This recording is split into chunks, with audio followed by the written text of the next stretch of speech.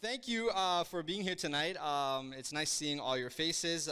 It's nice to see some familiar older faces, some of my friends, that have been here before, back from school, I'm assuming, for a little bit. So thanks for coming and hanging out with us tonight, and some new faces as well. So it's nice to meet you guys. If you don't know, we're in the middle of a series in February called What's Your Status? And it's all things talking about relationships, love, dating, sex, all that fun stuff, and want to learn about really what does the Bible have to say about it, what does it mean, how do we operate in society and in culture when it comes to all these different concepts. And so last few weeks we've been talking about some of these things. In the first week, 2 weeks ago, we talked about what it meant to be single, kind of what that looks like. How do we define what it means to be single and stay single and look at the concept of being single? And last week we talked about, what did we talk about? That's a great question. Just kidding. I know it because it's in my notes somewhere around here, but I don't actually know where it is.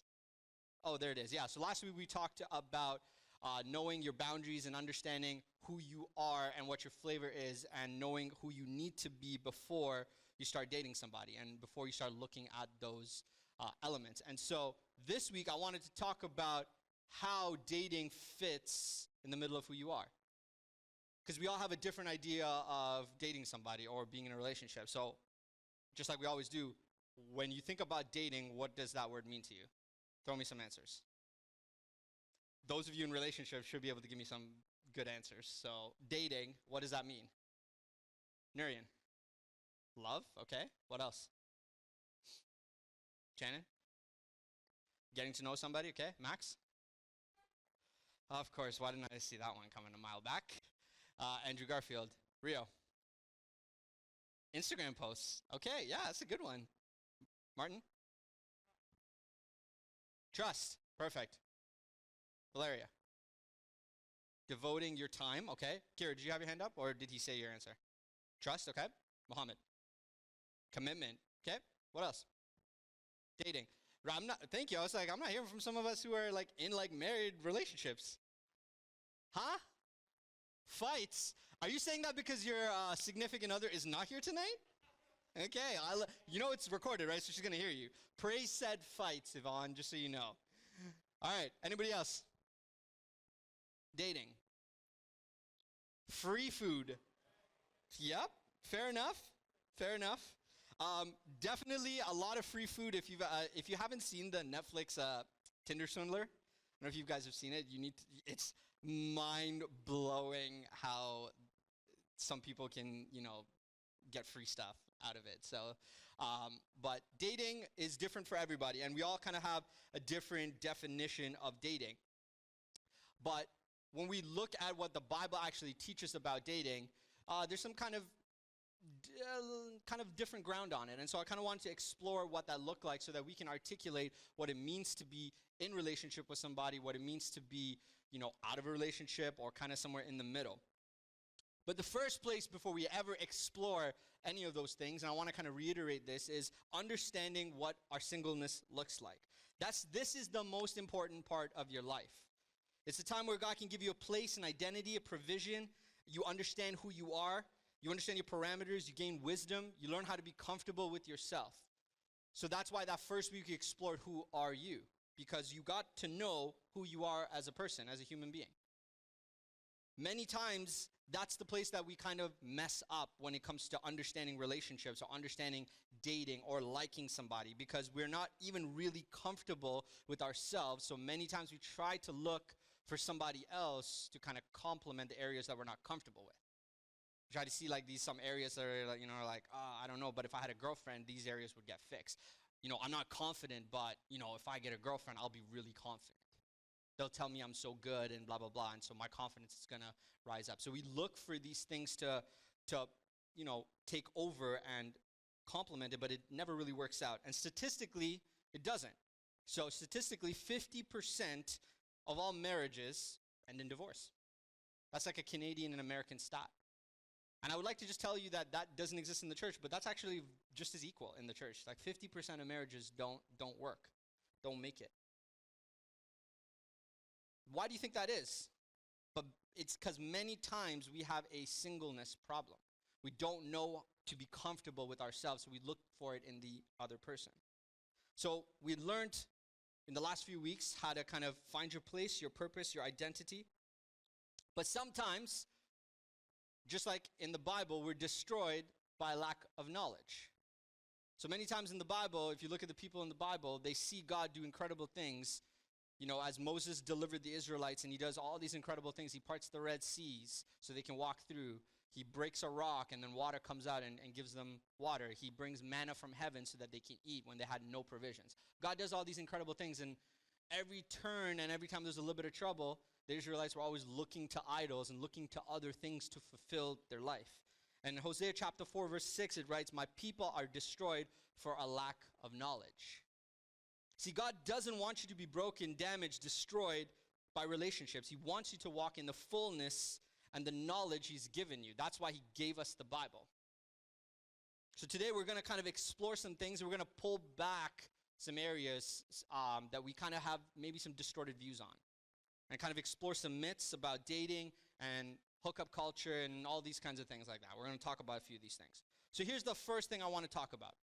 Myth 1. See, dating is something that Christians are supposed to do because the Bible says so. That's the first myth. So what's the definition of a myth? So we can kind of all be on the same page here. Somebody give me the definition of a myth. Y'all in school, so I know y'all can give me those definitions. Stephen. Okay, so something that we believe to be true. Just bounce back to the next slide. Just put it back to the other slide. I just don't want people reading through that until I get there. Okay, so a myth is something that we believe is true but isn't actually true. So many times we think dating is something Christians are supposed to do because the Bible actually teaches it, or it tells us to do that. It's actually not true. It's kind of a myth. It's not really biblical. Dating isn't really a biblical concept. So the Bible is clear on what it says about relationship, but it's pretty silent on the idea of dating, how we define it. So even though the Bible isn't clear on the specific topic of dating, it is clear on a couple of things that we can kind of explore, and that's where, Noah, you can put up that slide for me. It's clear on the type of company we should keep. So in 1 Corinthians chapter 15:33, it says, "Don't fool yourself, bad friends will destroy you." So the type of company, the people you have around you matter. Okay? Second thing, the boundaries in relationships. So in 2 Corinthians chapter 6, verses 14, it says, "You are not the same as those who don't believe." So the things that you believe and you hold value to, you're not the same as those who don't believe. So don't join yourselves to them. Good and evil don't belong together, and light and darkness can't share the same room. So we have to set boundaries on the types of relationships that we're in. Friends, dating, all those kinds of things. And the third thing, the character of the people who could be life partners to us, or partners to us. So in Ephesians chapter 4, verses 2-3, it says, "Always be humble and gentle. Be patient and accept each other with love. You are joined together with peace through the Spirit. And do all you can to continue as you are, letting peace hold you together."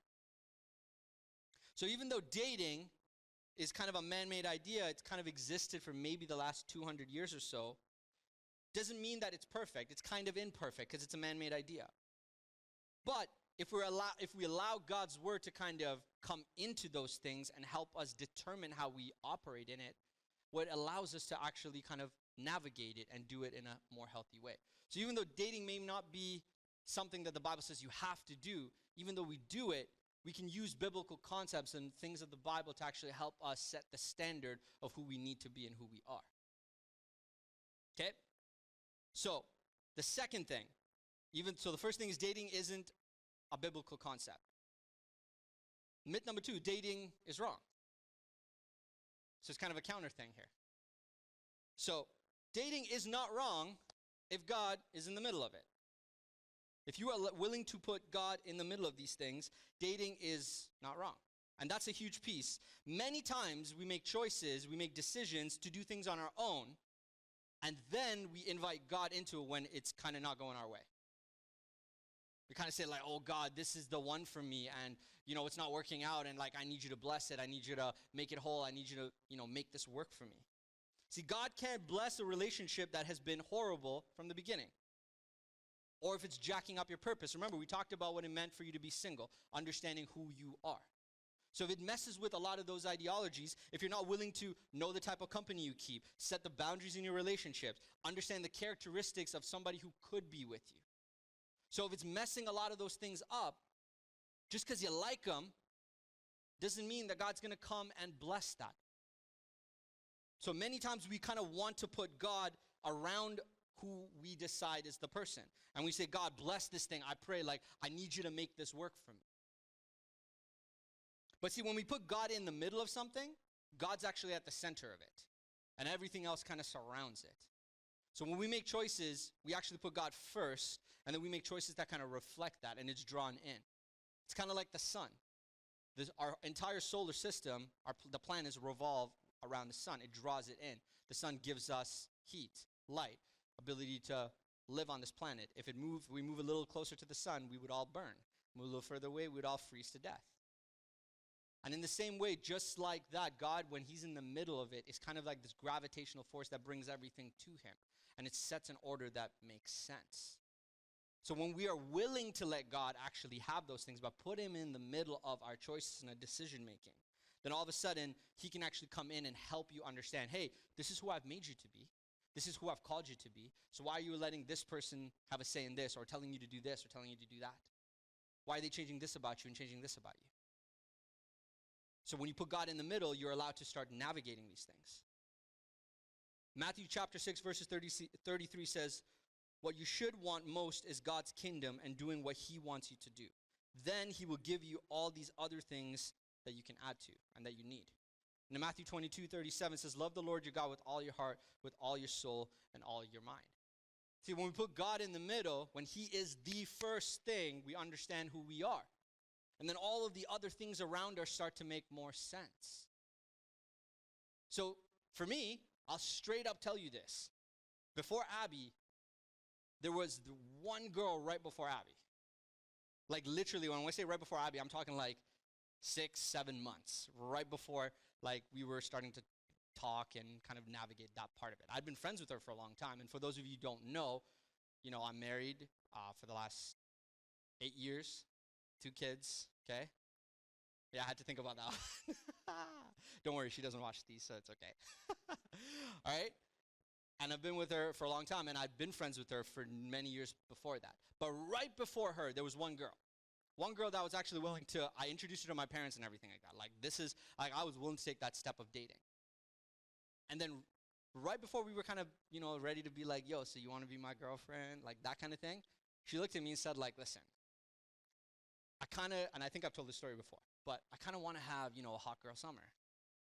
And I want to just be able to kind of do my thing. I want to feel guilty about dating somebody who's working at a church and doing all that kind of stuff. And so, I still like you, but, if we're able to kind of, revisit this in September, and this was, May, okay, then, we can kind of pick things up from there.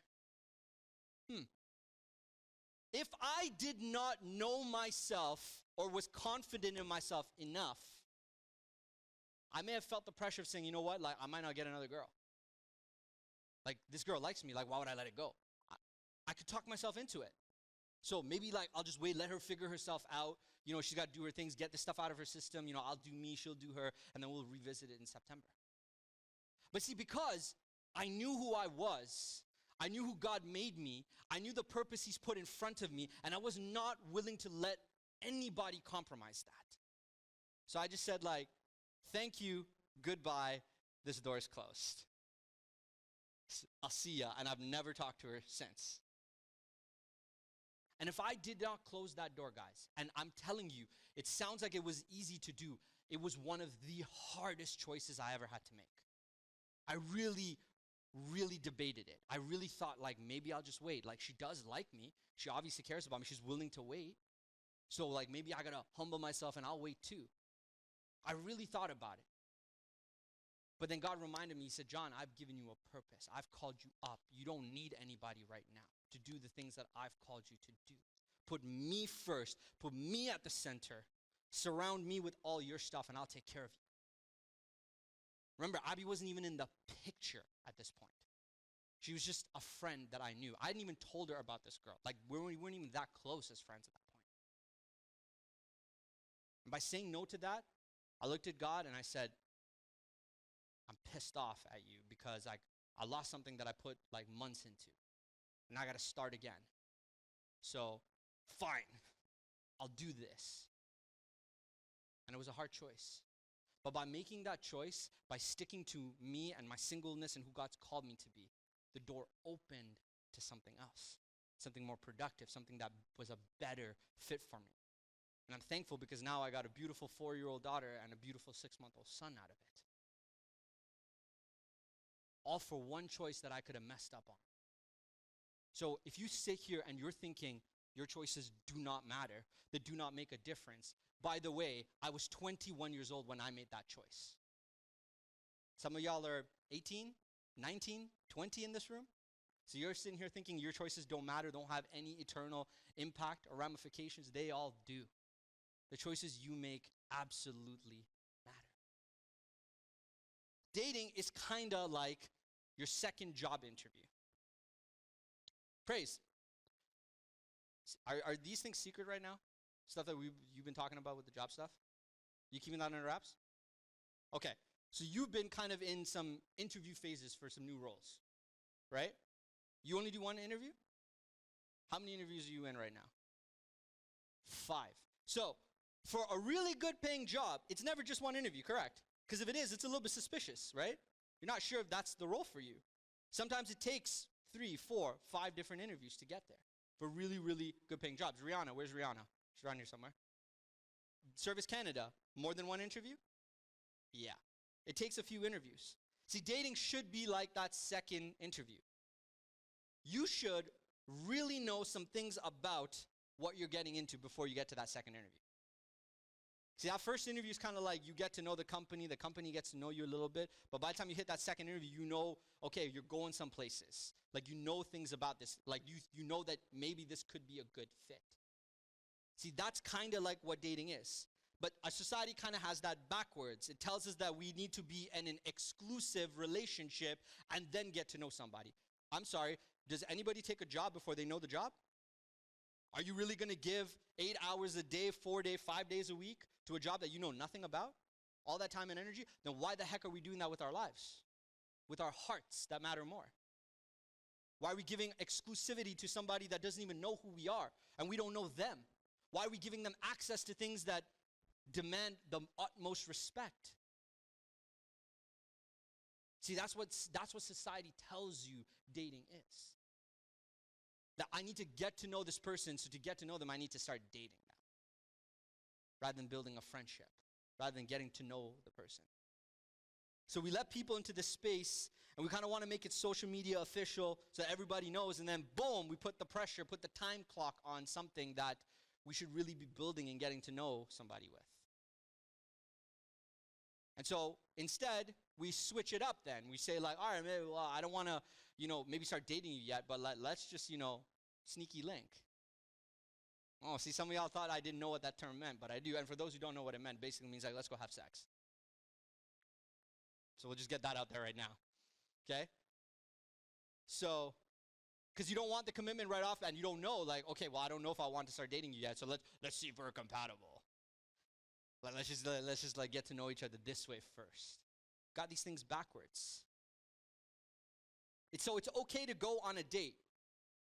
Date is an event. It's not a commitment. And that, again, society has this backwards. It's an event. You go out, you get to know somebody. You get to know who they are. They get to know who you are. And at the end of it, you get to assess it. You get to see, like, yo, was this a good fit? Like, was this comfortable? Like, or was it really awkward? Like, did I feel awkward, like, talking to this person? Or was it natural? You get to assess these things. We should be looking for these qualities that this person has that helps you. Qualities that help you and helps them. Rashawn, where are you? Come up here real quick. See, the thing about dating is you got to be qualified for that second interview. Now, if my man rolled up like this for an interview, okay? How many of you think he's even going to last the interview? He's not getting in the door. And he might just get the awkward courtesy of going through the process. But he ain't getting a third interview, is he? Anybody gonna give this slob an interview? Not to say that you're a slob, by the way. Not to say. Not to say I said, okay? Okay, just the dress of it, okay? This is your painting outfit, right? Yeah, yet somehow you're wearing like 1, 2, 3, 4 layers in there. So, anybody giving this guy an interview? So how come when we're lonely, we give unqualified people interviews into our lives? You see it coming. You know it. You know what the standard is. So how come you give the unqualified people interviews into your life? Access to it. Thank you. How come?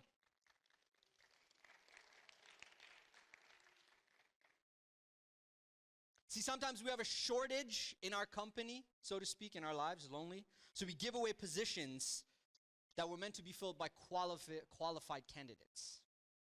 People who know the part, understand it, who deserve it.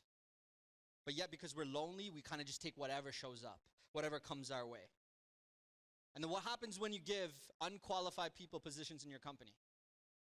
What happens? Tell me. Mohammed, what happens? This is pretty simple. You're all in high school business class. What happens if you give somebody unqualified a position in your company? Low productivity. Do that for 20, 30 people in a company. What happens, Kira? Fails. Does damage. But yet we're willing to let unqualified people into our lives and give them access to all the resources of who we are. And you think that they're not going to do damage to your life? You expect you're going to walk out damage-free? I thought they were the one for me when they break up with you. I thought that they were going to be with me forever when they cheat on you. That's what happens when you give unqualified people access to your life. And you haven't gone through the standard of getting to know them. So how do you know if they're qualified? That's the question. How do you know if they're qualified? So here's what the Bible says. 1 Corinthians chapter 10, verses 31. Whatever you do, do it for the glory of God. Whatever you do it for the glory of God. Marvin, when you buy sneakers, whatever you do, what does it say? Read it. It says it right there on the screen. What does it say? Whatever you do? Thank you. You don't have to ask as a question. It's right there on the screen. So the Bible says, whatever you do it for the glory of God. Not when you come to church, not when you come on Friday nights, not when you come on Sundays. Whatever you do it for the glory of God. So let me ask you some questions. Is the person you're dating or thinking about bringing glory to God? These are questions that you got to be willing to navigate in your life. Are you bringing glory to God in what you wear, in what they wear, in what they listen to, what they post and think about? These are questions that you got to navigate to know if they're qualified. If they have a space that they can have access to you. Girls in the room, let me talk to you real quick. Don't confuse God's grace and mercy and your ability to care for them as a reason to date them. So you have a caring nature. Most girls, women have a caring nature about them. Compassionate nature. Guys tend to be very, we put things in a box. We box it in and in our mind, we can compartmentalize things. And two things don't have to relate to each other. So we can be more logical. But women are designed to not necessarily think compartmentalized, like they think about all of it. So they tend to be more compassionate. They tend to be more real. They tend to be more socially driven, social justice driven in a lot of these things because they're compassionate, they care. But don't confuse God's grace and mercy as a reason to think that that guy's rough, and if I just get with him, that I can fix all the rough edges around him. Like my nature, my compassion, like I have all this compassion, I can fix that. Guys in the room, let me talk to you real quick. Just because a girl likes you and wants to be around you doesn't mean that you get to abuse and use that. That they make you feel good. They do everything for you. Because at some point, it's not going to be enough. At some point, they're going to want to be cared for. They're going to want to know that you have their back.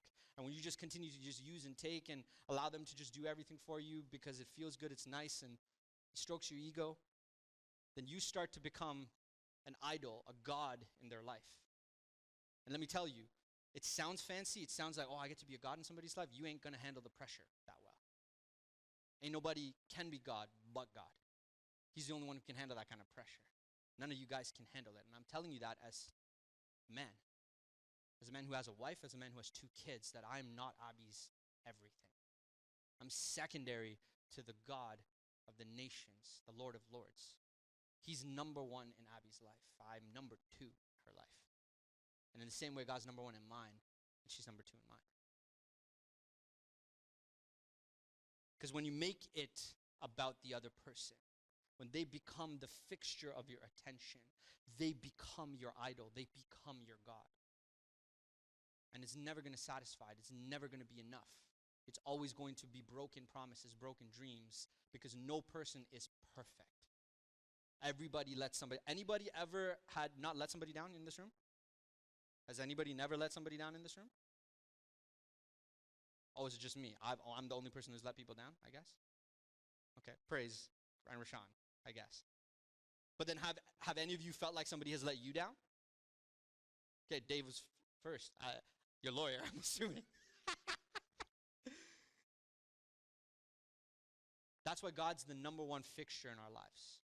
If we start to make it about other people, we start to miss the mark.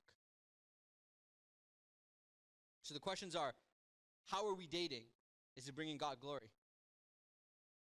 Is how we're interacting with each other, is that bringing God glory? When you're in the back of the car, in the back of the parking lot, or in some dark corner, or in the hallway downstairs with the lights off, is that bringing God glory? Or if you're hiding in my office with the lights off, is that bringing God glory? These are questions that we got to ask ourselves. See, society, culture has programmed us to think that exchanging pictures with each other is a good way to find out if we're compatible or if we're going to be attracted to each other. So if we just kind of exchange some pictures, snaps or whatever, different angles, if I go check out their Insta, like, oh yeah, I could see myself with that person. Without ever talking to them or getting to know them. That's why Tinder, all that kind of stuff don't really work, because we make physical attraction the first kind of thing that we decide on. But here's the thing. If a person's asking you for pictures, they really aren't interested in you as a person, which means they're not really interested in glorifying God first. The best way to know if you're compatible, listen to me, the best way to know if you're compatible or attracted to somebody is to get to know them as a human being first. Get to know them. See what they're like, what their passions are, what their goals are. Can they make you laugh? Can you talk to them easy? Are they open? Do you share dreams? Do you share visions? Can you go deeper? Can you talk deeper? All this builds foundation in knowing a person before just seeing their body as the primary thing that we decide on. See, that's the problem. That's why hookup culture exists, because it's always designed on first attraction. Let's just go hang out. Let's just Netflix and I get my peace. Guys, if that's all you're wanting, I feel sad for you. I really do. Because I'm telling you, there's way more out there if you're willing to be a man and step up and raise the bar. You will find that when you raise the bar, women raise the bar with you. Women, if you raise the standard of not just allowing a guy to just do and say whatever they want around you, it really, really sickens me when I see guys walking down the street and they see a girl walking and they say hi to them, or they're like, hey, yo, what's up? How you doing? And they say hi and they keep walking, and they get offended like the girl when the girl keeps walking. Like, oh, ma, wait, stop. What are you doing? Why are you walking away from me when I'm talking to you? Like there's some sort of like you owe them something. Girls, keep your bars up high, nice and high. Because if a guy's not interested in getting to know you, they do not deserve your time or attention. If they don't even want to know your last name, what are you doing? Why are you wasting their time? Why are you wasting your time? Don't sell yourself short. Raise the bar, raise the standard. See, I'm just trying to give you some formulas to know how to set yourself up for the right person, how to set yourself up for when you're ready to go to that space. Myth number 3, so that's the first 2 myths. So myth number 3, dating is a destination. That's a myth. Dating is a destination. A lot of times in society, we kind of get to this point where we're just like, I'm just happy to date somebody, live with somebody. It's cool. Like, that's where it is. I don't want to get married. I'm not really about commitment. Just so you know, dating is a commitment. So when you're saying to me, like, you're not really about a commitment and you're dating somebody, that is a commitment. But for some reason, a lot of people don't want to get married these days. They don't really believe in it. They have reservations. Or there's a lack of trust. But see, dating is kind of like, I don't know if you've ever been to like a major airport. I think Heathrow would do this, but you can correct me if I'm wrong. But terminals. So there's massive terminals and they have trains in them. Because if you land in one terminal, you need to get to another. The airports are so big, you can't like walk there. So they have little trains that take you from one terminal to another. And dating is kind of like that train on terminals. It's designed to take you from one point to another. But if you have no idea what your destination is, you know you can get off at any time, right? So if you're trying to get to Terminal C and Terminal B is in the middle, you can hop off that train and wait for the next one to get to your right destination. If you're going the wrong way, you hop off, get on the right one, and you go where you need to go. Dating is transportation to commitment and to marriage. And if that isn't your goal or your aim, then dating is pointless. So if you're not even wanting to consider that, if that's not even on your goal and horizon somewhere down there on the train, it's pointless. Because dating is just transportation. And maybe you're kind of sitting right here like, whoa, John, yo, chill out, bro. I'm like 14, 15, 16. Like, yo, I ain't thinking about marriage. Like, what's wrong with you? Maybe you're saying that. That's a great question. Can I put you on the spot real quick? Yeah. You cool with it? Come up here real quick. For those of you that don't know who this is Sally. Sally has been coming to Willowdale probably for the 6-7 months, I'd say. Yeah, it's like since September, right? You've been here? Okay, and Sally's joining us as a youth leader. So Sally's a mom of 2, and your husband, David, you've been married to him for a long time. But how long have you been with David?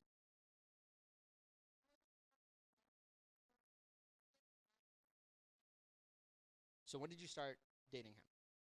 16 years old. You're 29, right? Okay. So you started dating David at 16. Not that was wrong, but would you say it was a hard road? Why?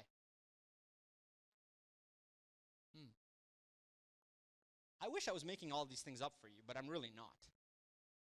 And Sally had no idea I was going to put her on the spot, and I didn't want you to come up with your answers. I want you to be honest. So yeah, is it possible to date when you're in high school and make it work? Was that an incredibly long road for you?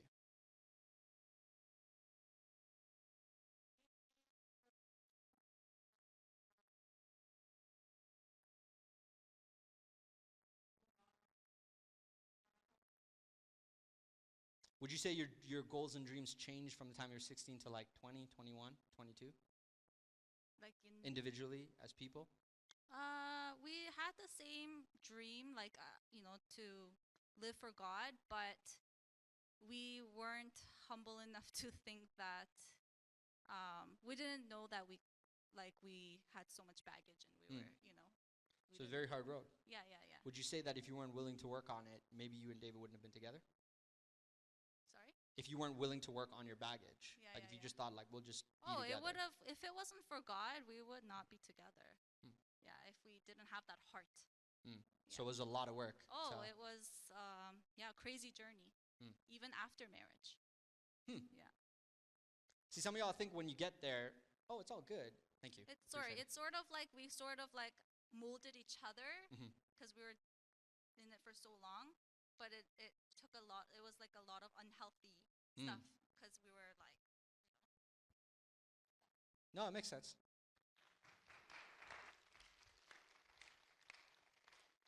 Yeah, you can date young, but is it harder?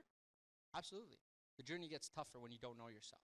And you would say there's a lot of things that you didn't know about yourself individually outside of David, right? It gets tougher and tougher when you put yourself in those positions. See, Abby, if she was here, I would get her to talk about her story of dating somebody that's outside of me, because she dated somebody all throughout high school for 5 years.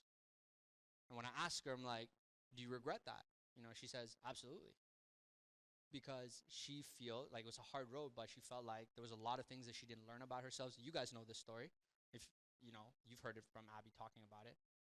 That there's a lot of things that she lost out on her identity and who she was because she compromised in giving everything to this guy and changing everything about her to make this relationship work.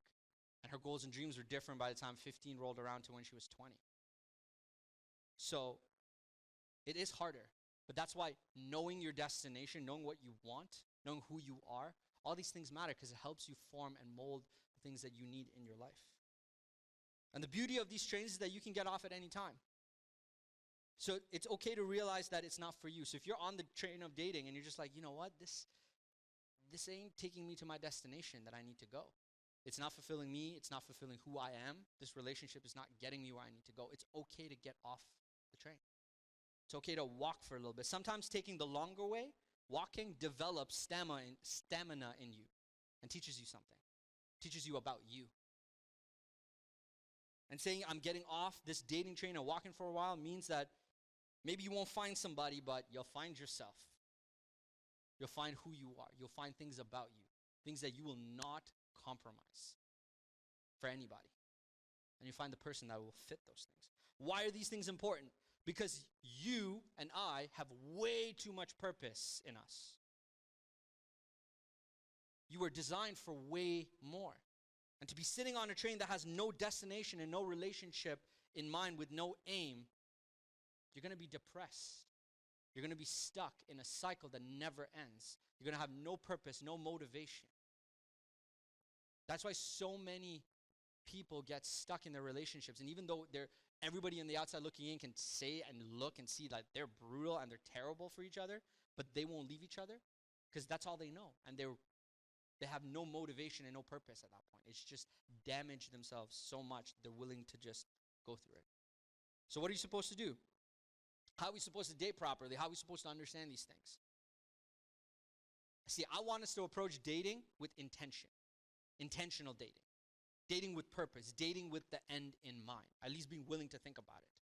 This means if you're still young and in a season of life where marriage isn't even on the radar or on the horizon, then dating isn't part of the season for you. Be intentional with getting to know yourself. Maybe there's things just you haven't figured out about you. Because you don't really need somebody to complete you. Just so you know, that's a false ideology. Oh, they complete me. No. They complement you. You're already complete, just so you know. You're perfect right now, where you're at. Brandon Ravindra, you are perfect as you are right now. So when a girl comes along, they're just going to compliment him, not complete him. You don't need somebody else to complete you by dating them. See, the Bible teaches us in John chapter 15, verse 5, I am the vine, you are the branches. If you stay joined to me and I to you, you will produce plenty of fruit. But separate from me and you won't be able to do anything. See, when you are putting God at the center, you're willing to put God in the middle of where he's supposed to be in your life, you start to produce amazing fruit. You start to do amazing things. You start to be complete. But if you're, and then when you're at an age or stage of life where you're able to and are actively considering your future, then you're able to start looking for the good person who honors God, somebody who meets your needs, not just looking through and scrolling through on social media. Someone you can talk to easily, interact with, somebody who has purpose and goals and aim for life. See, when I started talking to Abby, even before we dated, I looked right at her and I said, yo, you see a future here? Like any sort of future? Because if you don't, like, I'm out. Because I don't waste your time and I don't want my time to be wasted. So out of respect, I'm asking, do you even see a potential future? Not that we need to get married right now or any of that, but do you even see the possibility? Because if you don't, if there's no end in mind, I'm not getting on the train. And that's a conversation we had to have. Because I had goals and I had dreams that I wanted to pursue, and so did she. And I didn't want to be a deterrent to her, and she didn't want to be for me either. So we had to decide together, like, is there an aim here? Is there a goal here at 21, 22?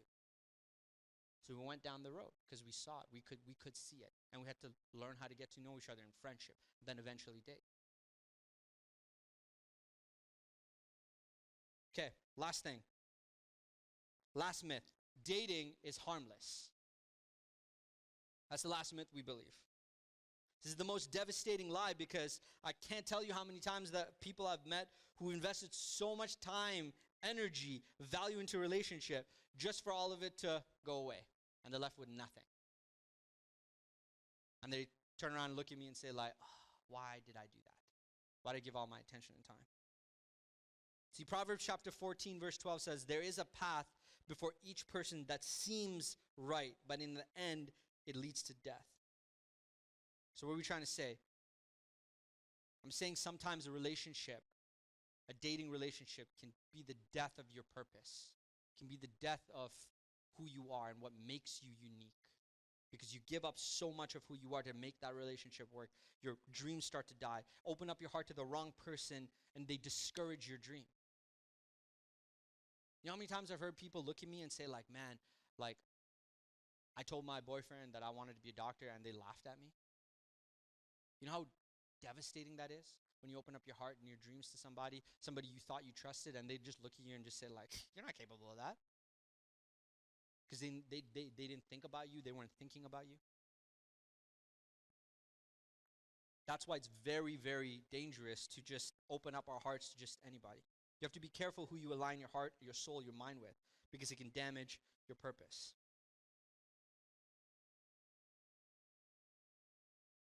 See, when I was younger, when I was some of y'all's age, the reason why I'm like the hardest on you is because I know exactly what you're thinking right now most of the time. Because I was you. I was a lot of you. I thought exactly like the way you think. And maybe you're trying to sit there and tell me like, oh, John, I'm not that guy. But deep down, it's there and you know it. We all know it. Because we all know privately what we do and say to one or two of those girls. That we won't tell anybody else, right? But we say it to them because we try to want to get their attention. Many times I slipped up and I gave my heart and I gave my things away because I wanted the attention of girls. I wanted them to like me. And I allowed myself to get hurt, allowed myself to get damaged, and I changed everything about me. I would look at a girl and be like, oh, you know what? You know, I really like that girl. She's attractive, but she's only into white boys. So guess what? Yo, dude. I got to be a white boy. Like, where's my Abercrombie and Fitch? Where's my Hollister jeans? I got to get my fits out, right?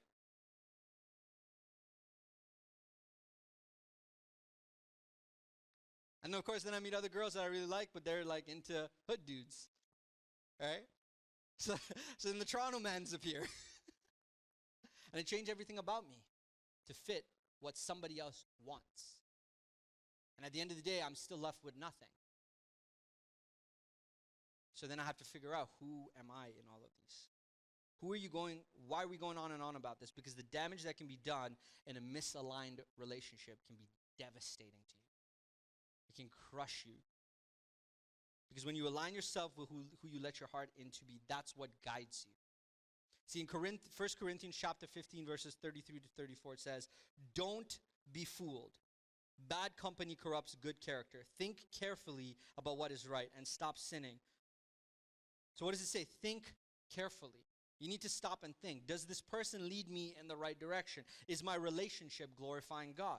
Does this person line up with the purpose that God has already given me? These are questions I had to ask about myself and Abby before I started talking to Abby. Because me and Abby really, genuinely, if you met her, like, we don't really have much in common. Like our interests are totally different. But the things that we're aligned with, the purpose, the things that we're passionate about, those things are aligned. And then right after, you have to think carefully. It says stop sinning. You know why it says that? Because we don't think clearly when we're only thinking about ourselves, our wants and our desires. So when we think about me first, and we put our wants and our desires first, then we start to say like, like, yo, you like me, right? Like, come on, then just, you know, do a little something, something, right? Like, come on. Like, you know, we like each other, right? So if you like me, you're gonna do this, right? Like, you know, you're gonna give me a little, yeah, yeah. Like, again, y'all laughing at me, but y'all acting like none of y'all know this. But I know y'all know this. Either you know friends that know this, or maybe you know personally, but that's not my business. Because we attach a person's value to what we want, what we're selfish. And guys, come on, let's be real. We all know what we want. We're going to let ourselves run wild. We know what we want. And girls, you know what you want. I mean, sometimes you give it away for free to keep their attention. And you try to convince yourself that that's worth it to me. They like me, they love me, they'll lead somewhere if I just give it. And I know I'm not making this up because I've talked to my wife. She's told me these things from her story, from her own lips. So that's why the Bible tells us we got to stop willing to just follow our desires and our flesh, because if we always listen to that, we're always going to do what feels good in the moment and tell ourselves that that's right because it feels good. It's right. You know what serial killers tell you feels good? Killing people. Does that make it right? Pretty obvious. But yet, to them, it feels good. So they're going to decide what their morality is on good and bad.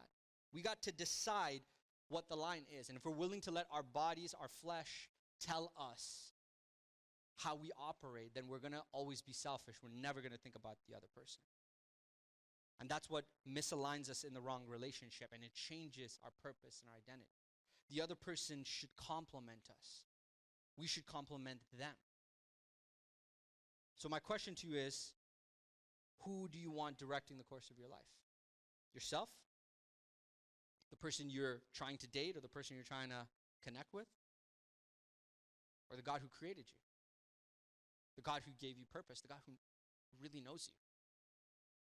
He who knows everything about you? See, for me, that's the person that loves me the most. Absolutely the most. He loves me at my worst. He loves me at my best. And his love has never changed for me. Like when I'm at my best, that same love I feel when I'm absolutely at my worst. When I've operated at my worst, he's loved me the exact same. Because he created me. He knows me. He understands me. He knows all my weaknesses. He knows exactly how I tick. And in the same way, when we are willing to let God step into that place and allow him to love us and let our purpose be aligned with how he's created us to be, and we discover who we are, then we start to see the compliments of the people around us. We start to find the right fit, and we can see the right things around us. That's why hookup culture is easy, because it requires nothing, no effort, right in the beginning, but it always costs you something down the road. It's the fine print. It takes something away from you, takes something away from the other person. And that's why our culture is set up with a level of mistrust, and we're always anxiety driven. Because when you don't trust the other person, when you don't know the other person, you can't trust them. So there's always a level of anxiety in there. Oh, I have to be spending all my time with the person to know my relationship's working. Just so you know, that's also not incredibly healthy. Right, Praise? Praise is married, by the way, if you didn't know. Sally, correct? Spending all your time, even with your significant other, it's not healthy. Because every person's made unique. Sometimes people need their space. I'm the kind of guy that needs my space. And it's really hard to do with a 4-year-old daughter who wants everything, who wants to do everything with you. But when your person knows you, the other person knows you, they know, they respect you, they know how to give you that. But sometimes we allow our anxiety, we allow the missing parts of who we are to dictate how we operate in relationships. And that's usually the place where relationships start to fail. That's why statistically, many high school relationships don't work out. Sally's is probably one of the exceptions that I've ever seen. And if you want to know how to make it work, go talk to her. She will give you a roadmap of the list of things not to do, really. And probably would discourage the high school relationship. Because it's hard. Because most times we don't know who we are. We don't know ourselves first. So that's my encouragement. My encouragement tonight is when you're getting into those places, when you're thinking about those things, who are you? Do you know yourself? Do you know the other person? Are you willing to be patient to get to know the other person, to have respect for the other person? Guys, if you're willing to change your attitude around superficial things, if you're willing to not just let physical be the driving force, which always and mostly is always attached to porn, by the way. So if we're not willing to let that be the driving factor of how we view women, it might change the game a little bit. And women, if you're willing to raise the bar high, high, high for yourself, it might mean that you might deter some guys away from you. It might feel like, oh, guys, I don't have the attention of 100 guys, so maybe I'm not pretty enough. Doesn't matter. You know you're pretty enough. That matters. You know you're beautiful. You know you're attractive. You know you got it all. That matters more than 100,000 guys on Insta, Facebook, whatever, telling you that. Because none of it will matter if you can't even believe it for yourself. So my encouragement tonight is, who are you? Who are you willing to be before you get into those places? Who are you willing to be when you're talking to somebody else and you start to allow yourself the selfishness of your desires to step in to get what you want out of it? Or are you willing to stand up for you, stand up for your purpose, stand up for the other person, and risk maybe losing that relationship? Because if you lose it, it wasn't meant to be. And it's probably a blessing in disguise, kind of like that girl for me who wanted the hot girl summer. Because trust me, that was a blessing in disguise for me. So, just bow your heads for me. Close your eyes real quick.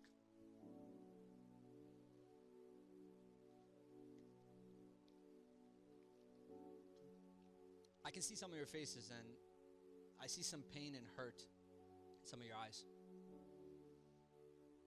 And there's some things that tonight maybe relate with you, or maybe triggered something, maybe brought something up, or maybe it's just you're thinking through even what you believe about any of these things. And whatever it is tonight, I want you to know that you're loved. I want you to know that it's okay. It's okay if you've been hurt before. It's okay if you've hurt somebody else. Tonight is an opportunity to start fresh. It's an opportunity to start brand new. The mistakes you've made, the things that you've gone through, yeah, they'll add an experience to your life, but it doesn't have to define you. It doesn't have to be who you are.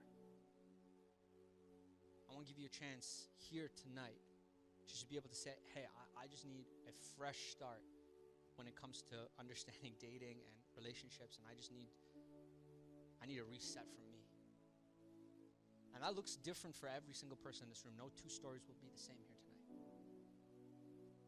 But I want to give you a chance to just be able to allow yourself to breathe fresh air in and just say, I need a reset. I've been holding on to pain and hurt. I've been hurt by other people. I've hurt other people. And I just need a reset to rethink and reestablish who I want to be and what I want in another person. And again, maybe you don't know whether you ever want to get married. Maybe you don't know any of these things. That's okay. But tonight, I want to give you a chance to hit a reset here. So if that's you tonight, and you just say, hey, John, I just need space to not feel guilty or feel shame or feel condemnation about my past or the decisions that I've made before. See, God's beautiful. He doesn't care about any of that. He's saying, like, if you're just willing to say, yes, I need a reset, he's willing to give that to you tonight. Take that shame and guilt from you. That's the beauty of him. He's a dad. He loves you. He cares about you. And any good dad will never want his kids to hurt or be in pain. They'll always want to take their pain away. So if that's you tonight in any sense, and this could be in any area, maybe you've been single and you've struggled with that. And maybe you've just kind of hooked up with people and you don't want to be identified by that. Or maybe you've been in relationship to relationship and you've just jumped from relationship to relationship because you're not comfortable being by yourself. Or maybe you're just looking for a relationship and you've just been hurt all along the way by different people. Wherever you are tonight, it doesn't really matter. I want to give you the opportunity to reset. So that's you. Nobody else is looking around. This is literally just between you and yourself. And it's just a simple acknowledgement of saying, I just need that reset tonight. On the count of 3, just slip your hand up. Nobody else looking around. 3, 2, 1. You can put your hands down.